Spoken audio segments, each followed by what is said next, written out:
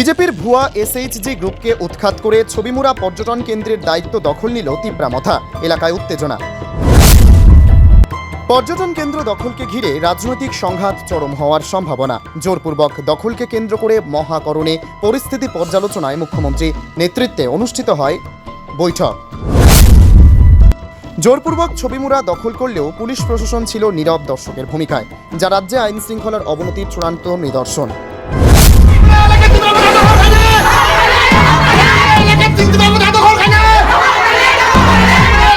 ত্রিপুরার এডিসি এলাকায় দীর্ঘদিনের রাজনৈতিক প্রভাব ও প্রশাসনিক অনিয়মকে কেন্দ্র করে নতুন করে উত্তেজনার সৃষ্টি হয়েছে। বাংলার প্রভাব জোরজার মুলুকতার এরই যেন বাস্তব প্রতিফলন দেখা যাচ্ছে এই অঞ্চলে, যেখানে ক্ষমতার পালা বদলের সঙ্গে সঙ্গে দখলদারির অভিযোগ সামনে আসছে।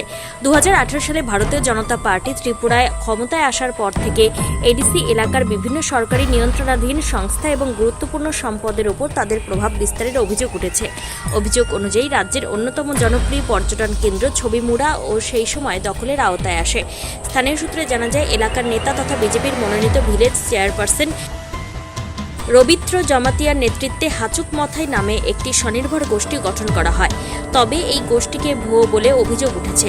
দাবি করা হচ্ছে, গত 7 বছর ধরে এই গোষ্ঠীর মাধ্যমে একচেটিয়াভাবে অর্থ উপার্জন করা হয়েছে। যদিও এই বিষয়ে সংবাদ প্রকাশিত হওয়ার পরও রাজ্য প্রশাসনের পক্ষ থেকে দৃশ্যমান কোনো পদক্ষেপ নেওয়া হয়নি বলে অভিযোগ।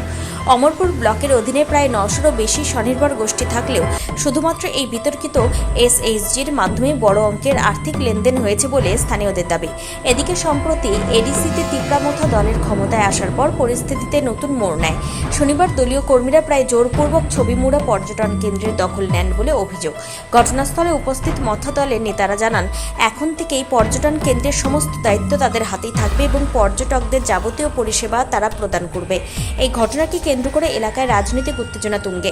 একদিকে পূর্বতন শাসক দলের বিরুদ্ধে অনিয়ম ও দখলদারির অভিযোগ, অন্যদিকে নতুন শাসক দলের জোরপূর্বক দখল নেওয়ার অভিযোগ।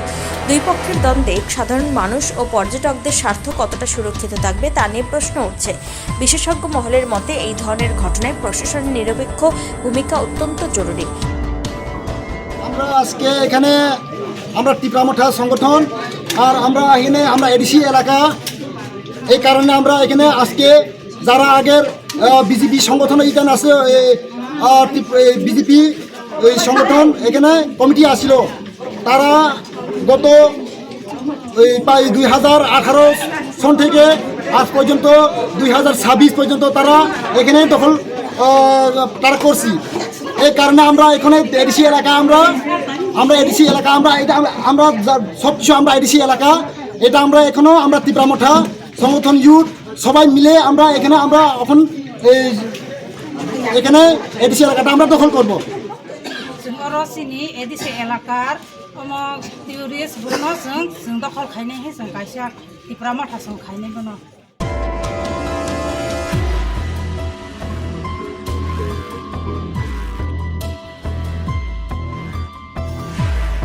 আপনারা কি সিদ্ধান্ত নিলেন এবং পর্যালোচনা করে কোন বিষয়গুলো বেরিয়ে এলো? আগামী দিনে আপনাদের জন্য কি শুক্রবার সকালে কি বার্তা দিতে চান? না, আজকে যে পর্যালোচনা হয়েছে এর মধ্যে একটা জিনিস বেরিয়ে এসছে যে আমরা যেভাবে বা লড়াই করেছি এবং আমাদের সঠিক সিদ্ধান্ত ছিল এবং আমাদের এই সিদ্ধান্তের থেকে আমরা এখনো অবিচল। আমরা এইভাবেই আমাদের যে পার্টিকে সামনের দিকে এগিয়ে নিয়ে যাব, বিশেষ করে জনজাতি অধ্যুষিত এলাকায়। এবং আমরা এখানে পার্টিগতভাবে যে জায়গাগুলো আমাদের কমজোর ছিল সেগুলোতে আরও শক্তিশালী করার জন্য আজকে ডিসিশন হয়েছে।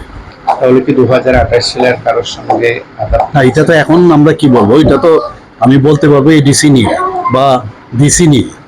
এবার যখন বিধানসভা আসবে, বিধানসভার সময় বলতে পারবো কি হবে না না। কিন্তু এখন তো যেহেতু বিসি ইলেকশন আসছে, তো সেই নিয়ে আমরা কথা বলছি।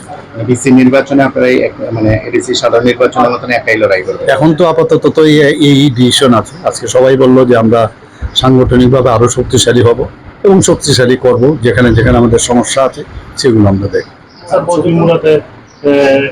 তিপ্রামথা দলের তরফ থেকে গিয়ে ওরা বদ্ধ করে দিয়েছে, ওদের জায়গায় এরকম যেগুলো পারে না আর যেগুলো যত করবে তত বেশি আমার মনে হয় যে এদের পার্টি আলটিমেটলি মানুষ তাদেরকে কথাগুলো মেনে নেবে। আমি জানি না বিষয়টা, আমার দেখতে হবে বিষয়টা। স্যার প্রথাগত ভিসি দখলের একটা চেষ্টা না না, এগুলো তো আইনের মধ্যে পড়ে না। ভিসি কিভাবে দখল করা যায়নি, এটা কি কোনো অবস্থায় কেউ মানবে এটাকে? আইন কানুন তো আছে দেশে, না নাই? ভিসি হলোই না, ভিসি দখল করে নেবে, এগুলো মানুষ বুঝছে এখন। অনেক কর্মচারীরা তো ওনাদেরকেও ভোট দিয়েছে, আপনারা সবাই জানেন।